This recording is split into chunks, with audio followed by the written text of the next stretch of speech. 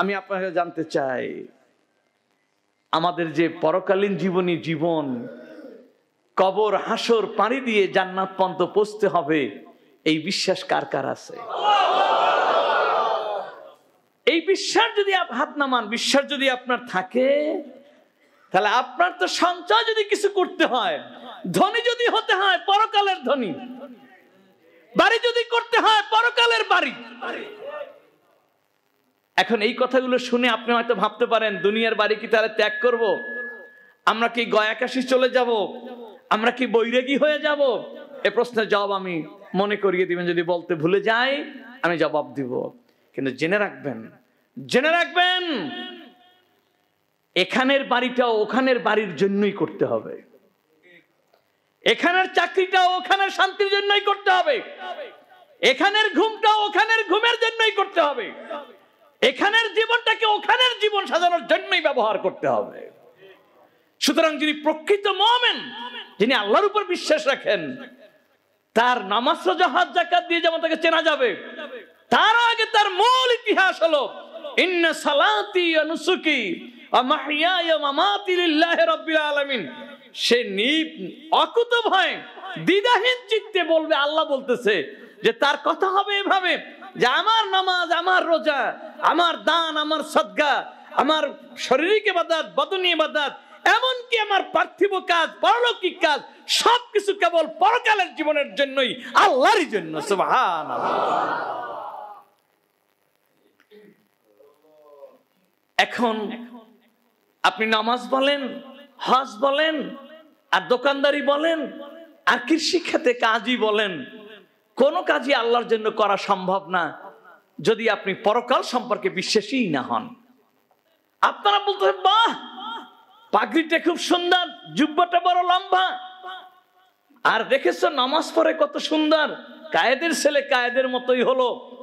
এটা লক্ষ লক্ষ মানুষের জবানে হয়তো আসতে পারে, কিন্তু আল্লাহ আলিমুম বেজাতে সুদূর, আল্লাহ দেখতেছে ও মর্যাদা লাভের জন্য, নামাজি খেতাব পাওয়ার জন্য, মানুষ থেকে টুপাইস কামাইয়ের জন্য, পদমর্যাদা রক্ষার জন্য, প্রতিষ্ঠানিক সম্পর্ক রক্ষার জন্যই সে এমন সুন্দর করে নামাজ পড়তেছে। আপনি দেখেন আমাকে ভালো নামাজি, আর আল্লাহ দেখতেছে মস্ত বড় দুনিয়াদার, ও পরকালের জন্য একটি সেজদাও দেয়নি, ও সেজদাও দিচ্ছে নামের জন্য, ইজ্জতের জন্য। এই জন্য বুখারী মুসলিম সহ সকল সহিহ কিতাবে এই হাদিসখানা এসেছে, কিয়ামতের ময়দানে আল্লাহ বিচারের আসনে বসি তিনজন মস্ত বড় আমলওয়ালা লোকদেরকে ডাকবেন। তার একজন হলেন কারি, অর্থাৎ ওই যুগে এমন একজন কারি, এমন একজন আলেমকে ডাকবেন, তার সমকালীন যুগে তার সমকক্ষ পৃথিবীতে আর একজন আলেম থাকবে না। এইভাবে একজন পৃথিবী খ্যাত আলেমকে আল্লাহ ডাকবেন, ডেকে বলবেন, তোমাকে আমি এই নিয়ামত দিয়েছি, এই নিয়ামত দিয়েছি, এত নিয়ামত দিয়েছি, তুমি এত সব নিয়ামত পেয়ে আমার জন্য কি করেছো? তা আলেম পীর সাহেব বুজুর্গ মানুষ, তার এই প্রশ্নের জবাব দেওয়া কোনো ব্যাপার? সে গর্ব করে আল্লাহর কাছে জবাব দিবেন, হাদিস শরীফ, হে খোদা, আমি লক্ষ লক্ষ মানুষকে মুরিদ করে তোমার পথের পথিক বানিয়েছি, কোরআনের তাফসীর করে কোরআন বলা মানুষদেরকে কোরআনের অনুসারী করেছি। আমি মরে গেছি, কিন্তু আমি তোমার জন্য কিতাব লিখে এসেছি, সে কিতাব পড়ে আজও লক্ষ লক্ষ মানুষ তোমাকে খুঁজে পাচ্ছে। এভাবে জীবনের যত বড় বড় কাজ সব বলতে থাকবে। এক পর্যায়ে আল্লাহ বলবেন, মিথ্যাবাদী, থামো, তুমি লক্ষ লক্ষ মানুষকে মুরিদ করেছিলে মস্ত বড় পীর সাহেব সেজে হাদিয়ে তোহফার জন্য, তুমি যে আশায় মুরিদ করেছিলে সে আশা আমি আল্লাহ পুরিয়ে দিয়েছি। তুমি কোরআনের তাফসীর করেছিলে যশ খ্যাতি অর্জন করার জন্য, আন্তর্জাতিক খ্যাতি সম্পন্ন মুফাসসির হওয়ার জন্য, তুমি যে আশায় তাফসীর করে ঘুরে বেড়াতে, সে আশা আমি আল্লাহ তোমাকে দুনিয়ায় পুরো করে দিয়েছি। তুমি কিতাব লিখেছিলে, মানুষ তোমাকে মস্ত বড় পণ্ডিত আলেম হিসেবে আখ্যায়িত করবে তোমার যশ খ্যাতির জন্য, যে আশায় তুমি এই কিতাব লিখেছিলে সে আশা তোমার দুনিয়াতেই পূর্ণ করে দিয়েছি। বরং তুমি যা চেয়েছিলে তার চেয়ে অনেক বেশি দুনিয়ায় তোমাকে দিয়ে দিয়েছি। কেবলমাত্র আমার জন্য করণী বিধায় আজ আর এর বিনিময়ে আমার কাছে তোমার চাওয়ার কিছু নাই। যে জন্য তুমি করেছো তা তুমি পেয়ে গেছো, আমার জন্য করণী বিধায় আমার কাছে চাওয়ার কিছু নাই, সোজা জাহান্নামে চলে যাও। এভাবে করে আল্লাহ একজন শহীদকে ডাকবেন, তার কপালও জাহান্নাম হবে। এরপর একজন দানবীর দাতাকে ডাকবেন, আন্তর্জাতিক খ্যাতি সম্পন্ন দাতা, যার দানে হাজার হাজার মাদ্রাসা মসজিদ খানকা তৈরি হয়েছে, এমন কাউকে ডাকবেন, তারও শেষ পর্যন্ত জাহান্নামে যেতে হবে।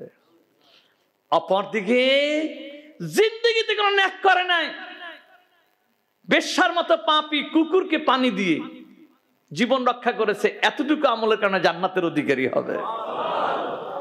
জিন্দেগিতে কোনো ন্যাক করে নাই, জীবনে একবার শুধু সুবহানাল্লাহ বলেছে, এতটুকু কারণে জান্নাতে চলে যাবে। এখন মুহাদ্দিসিনে কেরাম বলতেছে কি করে এটা সম্ভব হলো?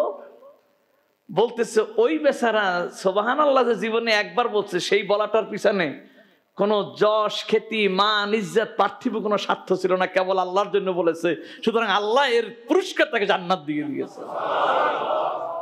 ওই মহিলা, ওই বেশ্যা যে কুকুরকে পানি দিয়েছিল, এই পানি দেওয়ার পরিবর্তে বেশ্যাকে কেউ রাবেয়া বসরি মনে করবে কিংবা মর্যাদা সম্মান দিবে, এমনটা আকাঙ্ক্ষা তার হৃদয়ে ছিল না।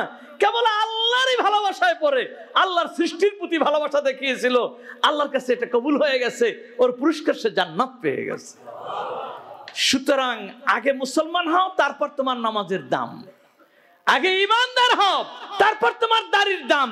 আগে ইমানদার হও, তারপর তোমার টুপির দাম। সুতরাং আমি জানতে চাই, আমরা যে এ জীবন যে জীবন নয়, কবর থেকে জীবন শুরু হবে, এ বিশ্বাস আছে কার কার? যার বিশ্বাস নাই তার ওয়াজের প্রয়োজন নাই। তোমার তো ঈমানই নাই, হাত নামান।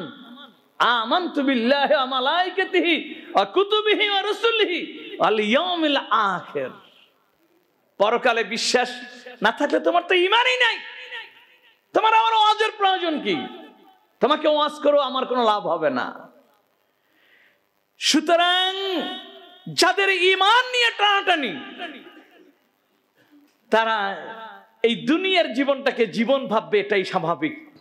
অর্থাৎ যদি কোনো পীর সাহেব সে দুনিয়া নিয়ে ব্যস্ত হয়ে যায়, কোন আলেম সাহেব দুনিয়াকে রক্ষা করতে গিয়ে আখিরাতকে পায়ে ঠেলতে দ্বিধা না করে, সে আলেম, সে পীর, সব মানি, কিন্তু সে ঈমানদার নয়, এটাও বুঝতে হবে। আর একজন ফাসিক, সে হয়তো নফসে আম্মারার ধোঁকায় পড়ে, অজ্ঞতার কারণে বা বিভিন্ন কারণে সে বুজুর্গি দেখাতে পারে না, অনেক আমলি করতে পারে না, কিন্তু সে জানে আমাকে পরকালের জিন্দেগিতে হাজিরা হতেই হবে। আর সে কখনো পরকালকে উপেক্ষা করেনি, এভাবে একটা দিল নিয়ে যদি আল্লাহর দরবারে হাজির হতে পারে, ওই ফাসিকের জন্য জান্নাত নসিব হবে। আর এজন্য আপনাকে যে কাজটি করতে হবে, অধিক পরিমাণে জিকির, অধিক পরিমাণে দুরূদ শরীফ, অধিক পরিমাণে আল্লাহ ওয়ালাদের সাথে সম্পর্ক জুড়ে দিয়ে সময় ব্যয় করা।